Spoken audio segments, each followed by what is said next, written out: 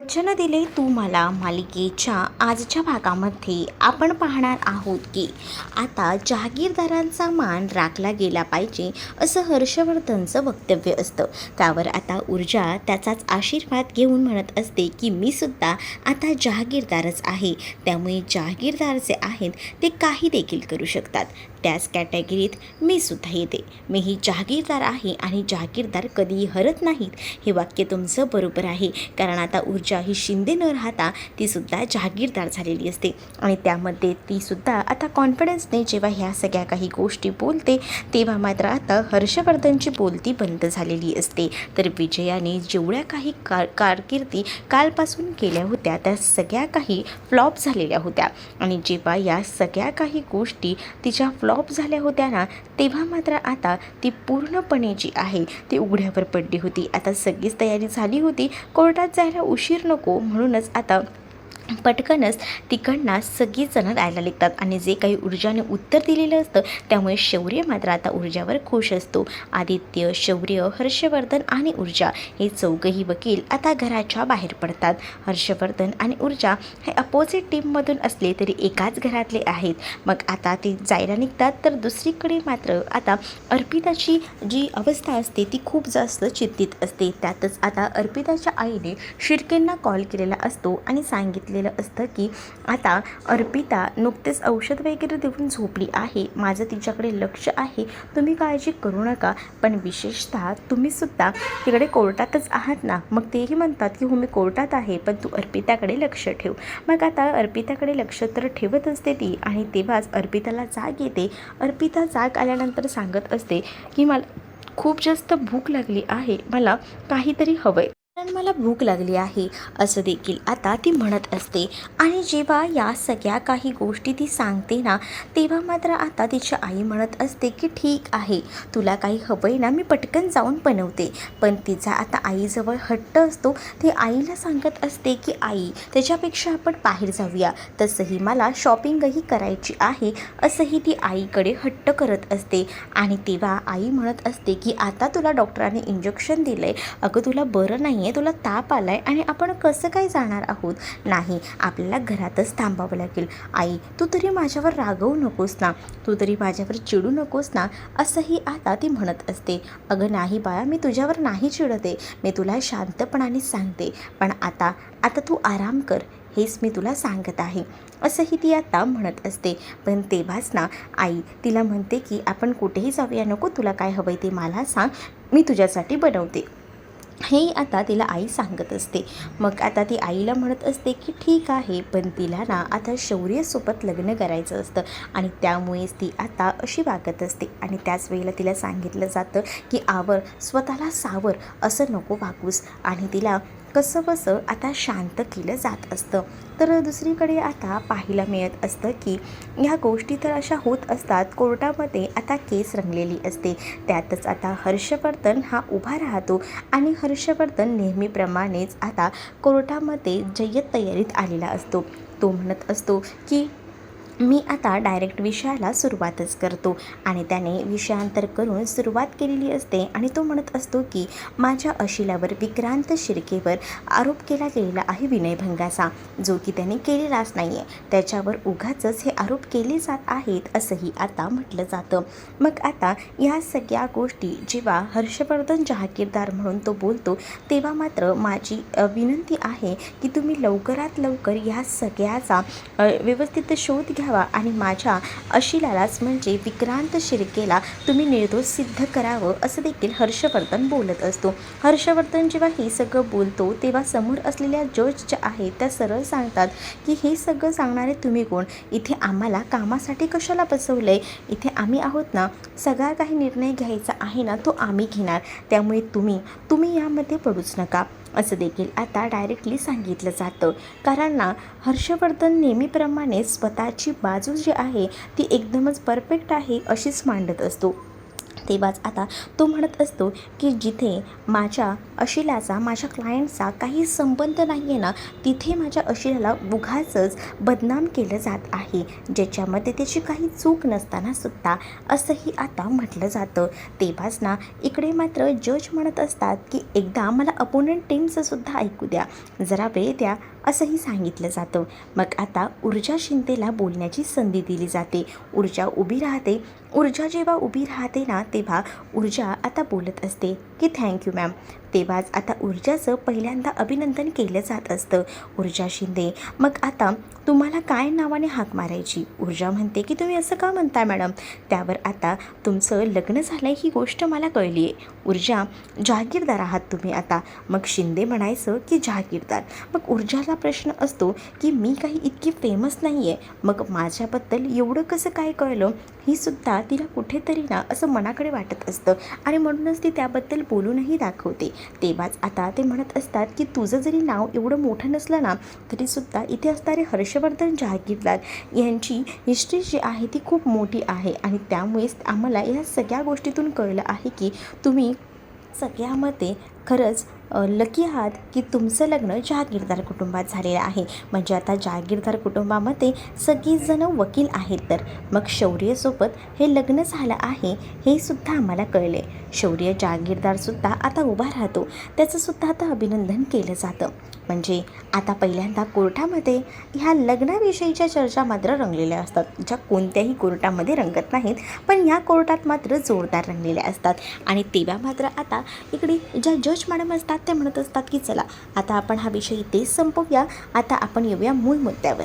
आणि तेव्हाच पुन्हा एकदा केसला सुरुवात होत असते. दुसरीकडे मात्र आता हर्षवर्धन जो आहे तो उभाच असतो, तर ऊर्जाला बोलायची संधी दिली जाते.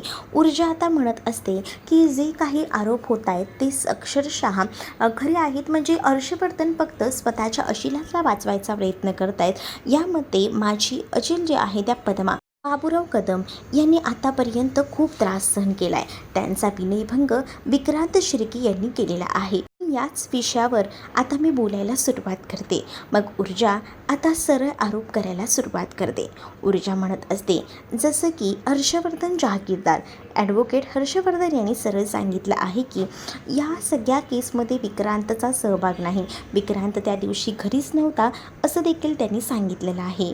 पण हे सगळं साक्षात खोटं आहे, कारण विक्रांत शिर्के हा तिथे होता आणि त्यानेच विनयभंग केलेला आहे. हे स्वतः माझ्या अशील पद्मा बाबूराव कदम तुम्हाला सांगू शकतात. इकडे आता हर्षवर्धन पुन्हा उभा राहतो आणि मुद्दामून मध्ये पडत म्हणत असतो की हे सगळं काही चुकीचं आहे. मी तुम्हाला ऑलरेडी सांगितलेलं आहे की माझे अशील विक्रांत शिर्के यांचा या सगळ्याशी काही संबंध नाही आहे, त्यांना उगाचच या सगळ्यामध्ये गुरफटलं गेलं जात आहे. मग तेव्हा आता हर्षवर्धनला शांत बसायला सांगितलं जातं, कारण ऊर्जाचं बोलून अजूनही झालेलंच नव्हतं आणि तेव्हाच हर्षवर्धनने बोलायला सुरुवात केलेली असते. हर्षवर्धनच्या समोरच आता ऊर्जा म्हणत असते की मॅडम मला पद्माला पुढे बोलवायची संधी द्या. मग आता पद्माला विटनेस बॉक्समध्ये खरं तर ऊर्जाला बोलवायचं असतं आणि त्या सगळ्या काही गोष्टी ज्या आहेत ना त्या पडताळून घ्यायच्या असतात. म्हणजे काय खरं आणि काय खोटं ना हे सगळं काही समोरासमोर करायचं असतं.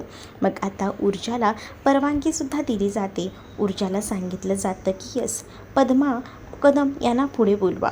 मग पद्मा ऑलरेडी घाबरलेली असते, कारण विक्रांत जो आहे तो तिच्याकडे रागात बघत असतो. विक्रांत तिच्याकडे रागात बघत असतानाच पद्माही त्याच्याकडे बघत असते, पण पद्माला धीर द्यायला ना हे आता ऊर्जाही असते, कारण ऊर्जा जर पद्माच्या बाजूने उभी आहे तर काहीच घाबरायची गरज तर इकडे असणाऱ्या ह्या पद्माला नव्हती. मग पद्माला समोर बोलवलं जातं. पद्मा हळूहळू का होईना विटनेस बॉक्समध्ये येते.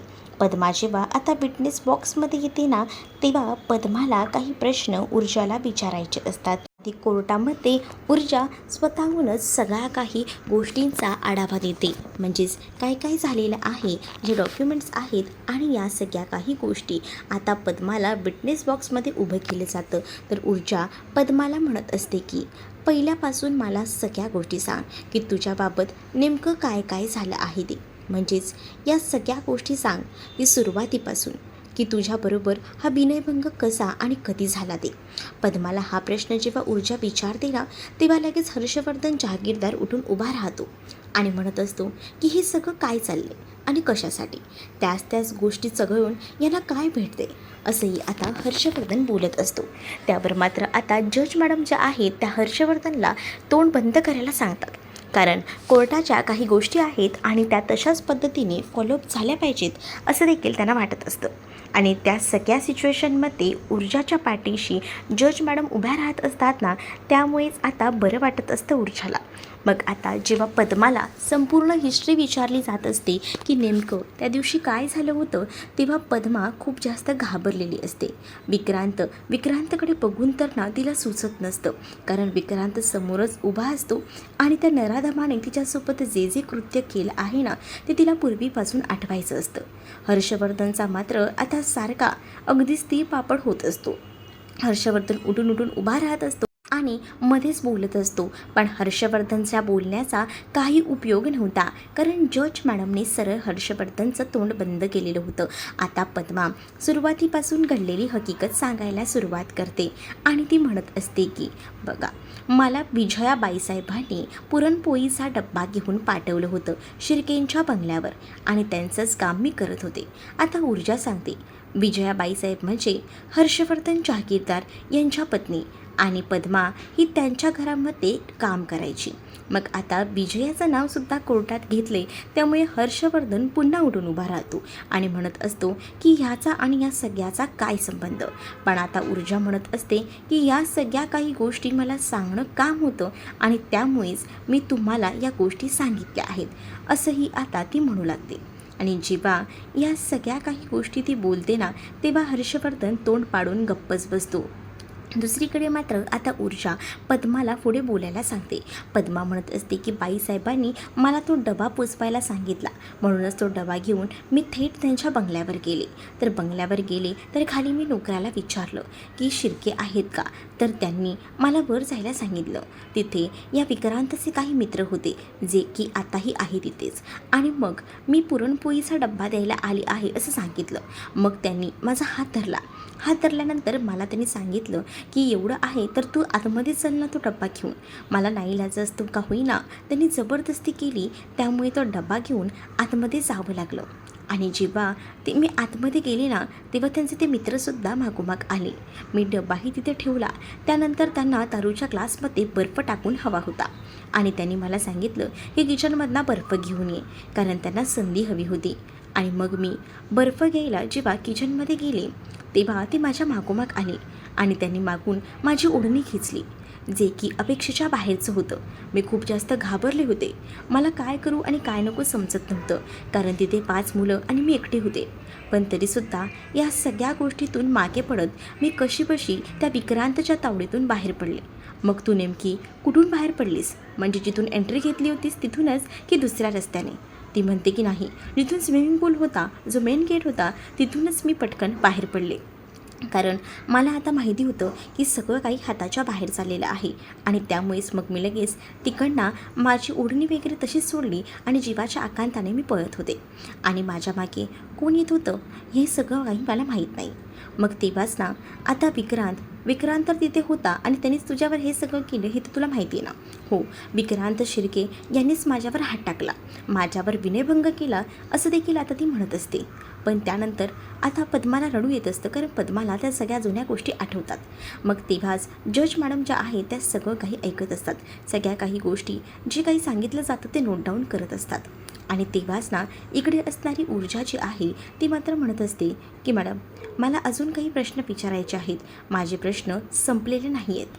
मग आता तुमच्याकडे या सगळ्याबद्दल काही पुरावा आहे का, म्हणजेच विक्रांत तिथे होता याबद्दल. जसंही म्हणतात की ते तिथे नव्हते, मग तुम्ही कशावरनं सांगू शकता की विक्रांत तिथेच होता. त्यावर आता ती पुन्हा एकदा पद्माला प्रश्न विचारायला सुरुवात करते.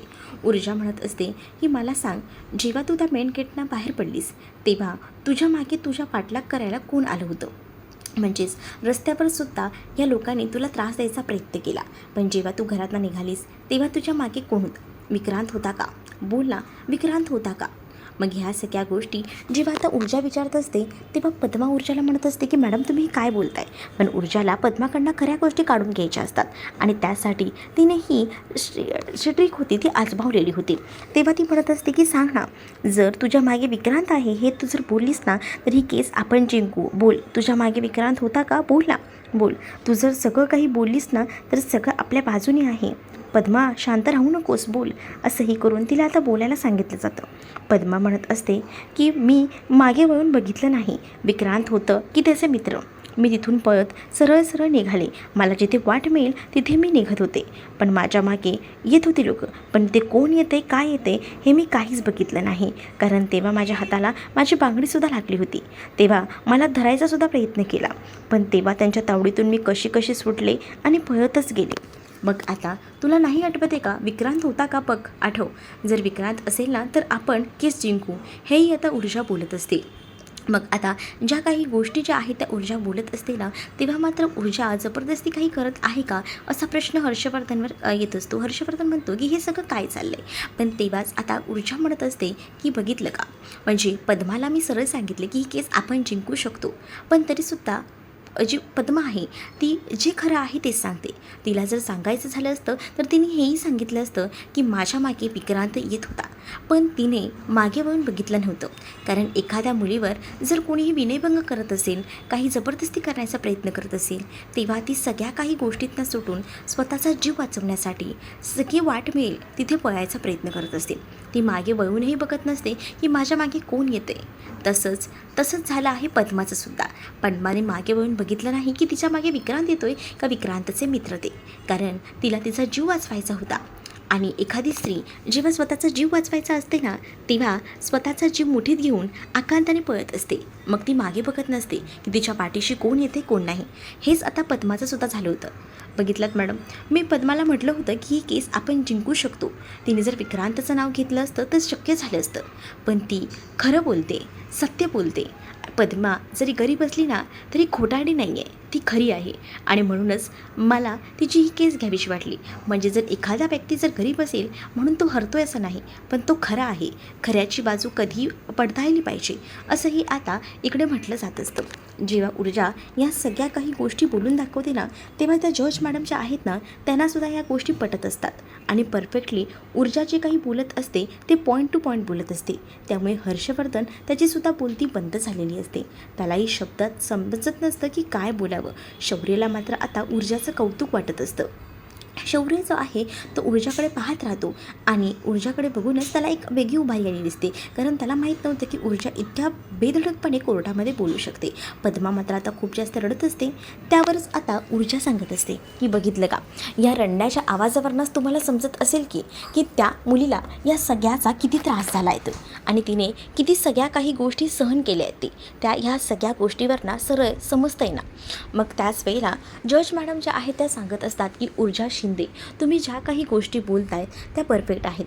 पण आता मला सांगा, जसं की हे म्हणतायत की तिथे ते विक्रांत नव्हते आणि तुम्ही म्हणतायत की विक्रांत होते, तर तुमच्याकडे तसा काही पुरावा आहे का? तर ऊर्जा म्हणते की हो, माझ्याकडे या संदर्भातला पुरावा आहे. म्हणजेच जिथे पद्मा म्हणजे ह्या घरामध्ये शिर्केंच्या घरामध्ये CCTV कॅमेरा आहे ज्या मेन डोरच्या बाहेर. आणि जिथून पद्मा या सगळ्यातून पळ काढून पळाली ना त्यात CCTV फुटेज तिथलं माझ्या हाती लागलं आहे असंही आता ऊर्जा बोलते. ऊर्जा जेव्हा या सगळ्या काही गोष्टी बोलते ना तेव्हा मात्र आता या सगळ्या गोष्टी ऐकून खूप मोठा धक्का इकडे असणाऱ्या विक्रांत आणि त्याचसोबत शिर्केला असतो. शिर्के आणि विक्रांत घाबरलेले असतात. कारण जर आता CCTV फुटेज दाखवलं आणि त्यामध्ये विक्रांत दिसला तर आपलं काही खरं नाही. पण या हर्षवर्धनने आधीच CCTV फुटेज जे आहे ते गहाळ केलेलं होतं. त्यामुळे हर्षवर्धनला या सगळ्याची काहीच चिंता नव्हती. हर्षवर्धन मात्र पूर्ण कॉन्फिडन्सने बसला होता. विक्रांतची मात्र आता फाटली होती. पण आता जेव्हा हे सगळं काही ऊर्जा बोलते ना तेव्हा ऊर्जा जी आहे ती ह्या सगळ्या काही गोष्टी बोलल्यानंतर तिला कोर्टामध्ये सांगितलं जातं की प्लीज तुम्ही ते CCTV फुटेज दाखवा. मग आता पुढील भागांमध्ये तिने CCTV फुटेज जे आहे ते दाखवलेलं आहे आणि जेव्हा ते CCTV फुटेज समोर येतं ना, तेव्हा ते CCTV फुटेज बघून ना खूप मोठा धक्का जो काही आहे तो आता बसलेला असतो. कारण ते CCTV फुटेज पूर्णतः ब्लँक होतं. त्या फुटेजमध्ये काहीच नव्हतं आणि हे सरळ आणि स्पष्ट दिसत होतं. CCTV फुटेजमध्ये काहीच नाही आहे हे बघून मात्र आता ऊर्जाला म्हटलं जातं की तुम्ही हे काय लावलं आहे ऊर्जा शिंदे? तुम्ही काय कोर्टाला विनोद समजताय का? काहीच नाही आहे त्या फुटेजमध्ये. मग आता ऊर्जाकडे शब्द नसतात, काय बोलावे ते. मग आता शिर्के आणि हर्षवर्धन मात्र त्या ऊर्जाकडे पाहून हसत असतात. मग आता ऊर्जा या सगळ्यावर काय करेल हे पाहणं तितकंच इंटरेस्टिंग असणार आहे. तुम्ही जर आपल्या चॅनलवर नवीन असाल तर चॅनलला नक्कीच सबस्क्राईब करा. त्याचसोबत तुम्हाला हा व्हिडिओ कसा वाटला हे सुद्धा कमेंट करून नक्कीच सांगा. अशाच अपडेटसाठी चॅनलला सबस्क्राईब करा. भेटूया पुढच्या व्हिडिओत.